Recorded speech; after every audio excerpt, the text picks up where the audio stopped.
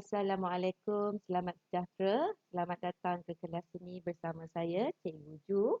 Okey, hari ini cikgu akan memberi sedikit penerangan mengenai pendidikan seni visual tingkatan 2. Okey, hari ini kita tengok dulu bidang-bidang dan tajuk-tajuk yang terdapat dalam mata pelajaran PSB tingkatan 2. Okey. Okay, tengok skrin yang telah dipaparkan. Tapi kalau kamu tak boleh melihat dengan lebih jelas, kamu boleh tengok dalam buku teks kamu. Okay.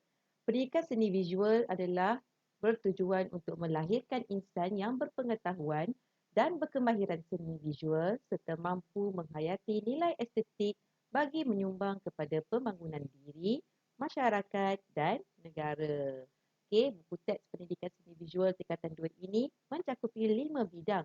Jadi kamu akan belajar 5 bidang dalam PSC tingkatan 2 iaitu bidang seni halus, sejarah dan operasi seni visual, reka bentuk, seni kraft dan juga komunikasi visual. Okey. Okey, nanti kita akan perincikan lebih lanjut tentang bidang-bidang yang akan kamu pelajari. Okey.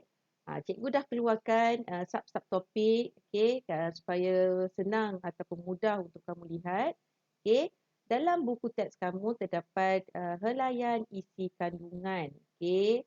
Kat situ, okey, untuk bidang yang pertama adalah bidang sejarah dan apresiasi seni visual. Okey. Dalam bidang sejarah dan apresiasi seni visual ni, kamu akan belajar tentang seni ragam hias, iaitu seni ragam hias pengangkutan, alat permainan dan juga alat domestik. Okey, ini tajuk yang pertama, bidang yang pertama. Okey, kita tengok kepada bidang yang kedua iaitu bidang seni halus. Okey, dalam seni halus kamu akan pelajari tajuk yang kedua iaitu tajuk seni lukisan, seni catatan dan juga seni cetakan. Okey. Setelah habis tajuk yang kedua, kita akan pelajari pula tajuk yang ketiga. Okey, tajuk yang ketiga ni apa dia? Okey, tajuk reka bentuk. Okey, iaitu merangkumi reka bentuk landscape, reka bentuk hiasan dalaman dan juga reka bentuk industri. Okey, seterusnya kamu akan pelajari tentang seni kraft. Okey, iaitu tajuk yang ke-8, seni kraft sulaman dan juga seni seramik. Okey, jadi kamu akan pelajari dah dalam tajuk ataupun yang bidang keempat iaitu bidang seni kraft. Okey, next. Yang terakhir sekali kamu akan pelajari tentang bidang komunikasi visual iaitu bidang yang kelima yang mana kamu akan pelajari tentang seni reka grafik. Fokus kepada simbol dan logo. Juga yang terakhir, tajuk yang terakhir dalam mata pelajaran PSC tingkatan 2 ialah seni foto. Okey, kesemua bidang yang ada tadi, yang saya telah sebutkan tadi, kesemua bidang tu kamu akan pelajari masa tingkatan 2 ini. Okey. Next. Okey. Dah bersedia ke untuk tajuk yang pertama pada hari ini? Okey. Hari ini kita akan pelajari bidang yang pertama iaitu bidang sejarah dan apresiasi seni. Okey. Apa yang berkait dengan tajuk ini? Okey. Bidang sejarah dan apresiasi seni visual ini memberi tumpuan kepada penggunaan seni ragam hias dalam pengangkutan alat permainan rakyat dan alat domestik oleh masyarakat kita. Okey. Seni ragam hias mempunyai nilai estetik dan berkait rapat dengan budaya serta cara hidup masyarakat kita. Okey. Kali ini kita akan pelajari dalam sejarah dan apresiasi ini tentang seni ragam hias. Okey, seni ragam hias. Dia punya nilai estetik dan apa efek-efek ataupun kesan-kesan dia kepada masyarakat kita zaman sekarang. Okey, seterusnya. Okay. Apa yang dikatakan dengan seni ragam hias? Okay. Seni ragam hias ni termasuk dalam hiasan pengangkutan, alat permainan rakyat dan juga alat domestik. Okay. Seni ragam hias atau ornament ialah hiasan dalam seni kraft atau karya seni. Boleh diolah supaya rupa bentuknya menjadi pelbagai ragam. Kepelbagaian ragam hias biasanya khas untuk suatu unit budaya pada pada tertentu. Okey, pada masa tertentu. Okey, maksudnya seni ragam hias ni dia menunjukkan tentang suatu unit budaya. Okey. Seni ragam hias merupakan karya seni rupa yang diambil daripada motif flora. Okey, seni ragam hias ni dia tertumpu ataupun dia berkaitan dengan motif flora. Flora, fauna, geometri, awan larat dan juga figuratif. Okey, kamu tahu tak figuratif tu apa? Okey, nanti kita akan belajar lebih lanjut selepas ni. Okey, fokus seni ragam hias dalam tajuk ini menjurus kepada pengangkutan alat permainan rakyat dan juga alat domestik. Kita ada 3 fokus dalam ragam segi hias iaitu ragam hias pengangkutan iaitu kalau zaman-zaman dahulu kita pengangkutan dia contohnya beca, kereta lembu, perahu, itu adalah pengangkutan dari segi ragam hias pengangkutan. Yang kedua, alat permainan. Okey, pada zaman dulu kita ada gasing, kita ada wow dan sebagainya. Okey, jadi kita akan pelajari lebih lanjut apakah penggunaan ragam hias pada alat-alat permainan rakyat pada zaman dahulu. Juga yang seterusnya adalah alat domestik yang lain. Okey, alat-alat yang boleh memudahkan pekerjaan zaman-zaman dahulu. Okey, next. Okey. Ini adalah seni ragam hias tentang pengangkutan. Okey. Fungsi ragam hias ini adalah untuk memaparkan nilai estetik, okey, dan menarik perhatian. Beca, kereta lembu dan juga perahu. Kereta lembu biasanya terdapat pada bahagian kisi-kisi belakang tempat duduk penumpang atau bawah letak kaki. Okey, nanti cikgu akan tunjuk image dia ya. Cikgu akan tunjuk visual dia. Okey, kat mana ragam hias pada kereta lembu. Okey. Seterusnya.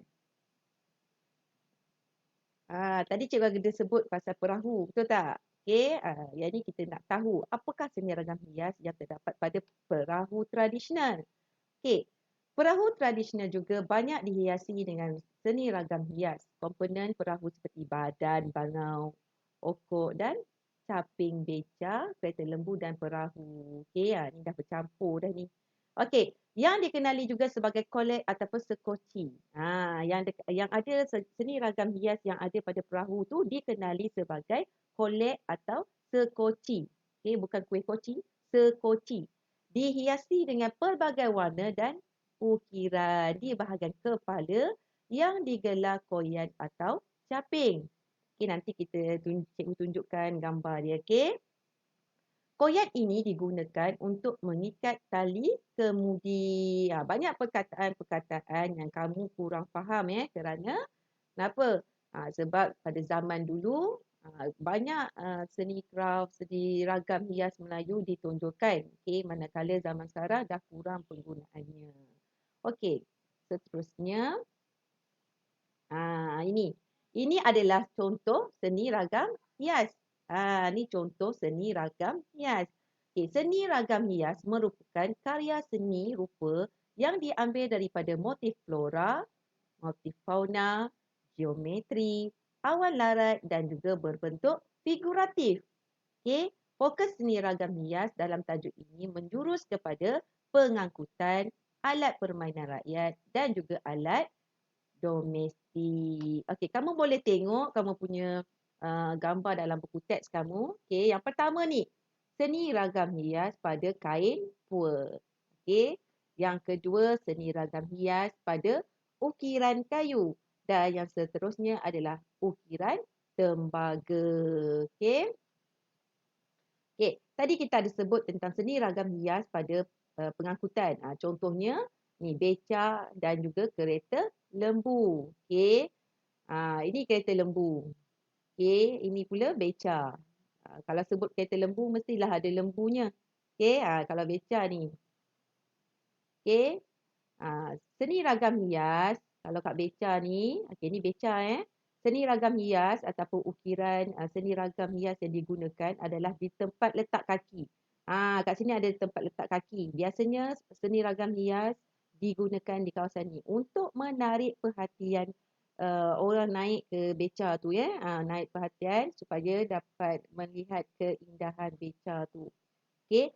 Okey, berbanding di kereta lembu, tengok kat kereta lembu pula. Okey, kalau kat kereta lembu, ragam hiasnya letak kat mana? Dia letak kat kawasan ni, dekat bahagian penumpang ni kat tepi ni. Okey, kat sinilah terletaknya seni ragam hias pada kereta lembu. Okey, seterusnya. Okey. Pada zaman sekarang dah susah kamu nak jumpa dengan perahu. Okey, perahu. Ni gambar perahu lah. Perahu tradisional. Okey, zaman sekarang perahu tradisional ni dah kurang digunakan. Okey. Kalau nak tengok pun kat Melaka mungkin masih ada. Okey. Boleh tengoklah. Okey, dekat bahagian perahu ni, okey, ada apa? Ada anak panah ni. Okey, dia menunjukkan yang pertama ada bangau, bukan burung bangau ya. Nama hiasan ataupun nama tempat ni, okey. Okey, kat sini adalah nama dia bangau. Okey, bangau. Kemudian caping koyan. Caping koyan ni tadi ni yang dia kata tujuan dia untuk ikat tali kepada kemudi. Dia ikat tali kat sini, dia letaklah dekat kemudi tu supaya perahu ni tak hilang ataupun tak di apa, ditolak ombak ke air ke kan. Okay. Yang ketiga ni okok. Okey, nama dia okok. Dan yang keempat ni badan. Jadi kalau kita tengok perahu tradisional ni penuh dengan karya-karya seni ragam hias. Dia main dengan warna, dengan bentuk. Okey. Boleh faham tak? Okey, seterusnya. Tadi kita dah tengok seni ragam hias pada pengangkutan, betul tak? Lepas tu kita akan tengok pula seni ragam hias pada apa? Cikgu salah ni. Ini pada alat permainan. Okey, alat permainan. Okey, alat permainan rakyat juga dikenali sebagai permainan tradisional. Alat permainan rakyat ini mempunyai seni ragam hias dengan motif yang tertentu. Contoh permainan rakyat yang terkenal ialah wau, gasing dan juga congkak. Okey, kat sini ada wau, ada gasing dan ada congkak. Okey. Kalau wau ni masih lagi kita selalu jumpa selalunya masa cikgu mengajar di Pasir Gudang Johor akan ada setiap tahun pertandingan wau dan layang-layang. Pertandingan tu terbuka international.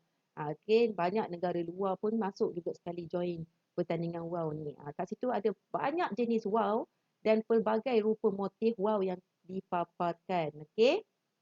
Seterusnya permainan gasing. Okey, permainan gasing sekarang ni susah dah nak jumpa yang ada ukiran ataupun ada seni ragam hias ni. Okey, kebanyakannya telah dimodernkan. Sama juga dengan congkak ni. Congkak yang kamu tahu sekarang, yang kamu pernah nampak dan mungkin kamu pernah main, yang tak ada ni. Dia tak ada ukiran dekat bahagian kiri dan kanan congkak ni. Yang kita sekarang hanya flat je, yang bawah di lubang ni je kan. Jadi kalau kamu belum kenal, inilah cikgu nak tunjukkan congkak pada zaman dahulu iaitu alat permainan tradisional Melayu. Okey, seterusnya. Ini yang dikatakan dengan seni ragam hias alat domestik. Alat domestik tu adalah macam rehal. Okey, tempat rehal ni tempat kamu mengaji. Okey, kalau pelajar Islam dia tahulah rehal ni bila mengaji buka Al-Quran. Rehal ni sebagai tempat untuk meletakkan Al-Quran untuk senang kita nak buka Al-Quran untuk kita baca. Okey. Yang kedua adalah kukuran. Kukuran ni memang susah nak jumpa. Terutamanya dekat bandar-bandar memang susah lah. Tapi kalau kita masih di kampung, masih ada mak ayah ataupun nenek kita menyimpan alat kukuran ni. Tujuan dia apa? Ke zaman dulu kita tak ada mesin untuk apa? Mesin kelapa kan, nak parut kelapa. Kita tak ada mesin untuk parut kelapa. Jadi pada zaman dulu, diorang gunakan kukuran ni untuk diorang parut kelapa. Okey. Sebab kenapa kita cakap dia ada motif floral. Kamu tengok dekat body dia. Okey. Kita tengok kat body kukuran ni, nampak tak? Ukiran motif flora, fauna dan juga figuratif. Okey, seterusnya. Kat bawah ni. Acuan putu. Okey. Kamu tahu makan je kuih putu tapi kamu tak tahu acuan dia macam mana. Betul tak? Okey, acuan kuih putu ni adalah alat untuk kuih putu kacang. Okey, ni untuk putu kacang. Okey, digunakan motif bunga atau daun. Dia menggunakan motif bunga atau daun sebagai acuan untuk menghasilkan pelbagai bentuk kuih putu. Okey. Nak menghasilkan kuih putu tu kita mesti ada acuan. Okey, zaman dahulu diorang buat acuan daripada tembaga. Okey, acuan tu pula bermotifkan flora. Okey, bunga-bunga, daun-daun. Sebab apa? Sebab dia nak menghasilkan kuih putu yang menarik dan pelbagai bentuk. Okey, seterusnya. Nampak tak ada jebak kat situ? Itu adalah jebak puyuh. Okey, jebak puyuh ni adalah alat yang digunakan untuk memerangkap burung puyuh. Alat ini mempunyai pelbagai ragam hias. Misalnya seni ragam hias yang dihiasi dengan motif flora yang membentuk sulur bayung di atas gunungan dan lingkaran yang kompleks. Motif gunungan menggunakan teknik tebuk tembus dan teknik bersilat. Okey, nanti kita akan belajar lebih lanjut dalam bidang yang kedua, seni craft. Okey, kita akan belajar tentang seni craft, okey, seni ukiran. Nanti kita akan belajar. Okey, next. Okey. Hari ini kamu dah tahu tentang pengenalan, kamu dah tahu jenis-jenis seni ragam hias. Jadi, cikgu nak kamu buka muka surat 7 dan tolong lengkapkan latihan formatif yang telah diberikan. Okey. Jadi, setelah kamu selesai menjawab soalan, berikan salinan jawapan kepada cikgu melalui WhatsApp ataupun Telegram. Okey, semoga kita berjumpa lagi pada minggu hadapan. Jangan keluar jauh-jauh, okey?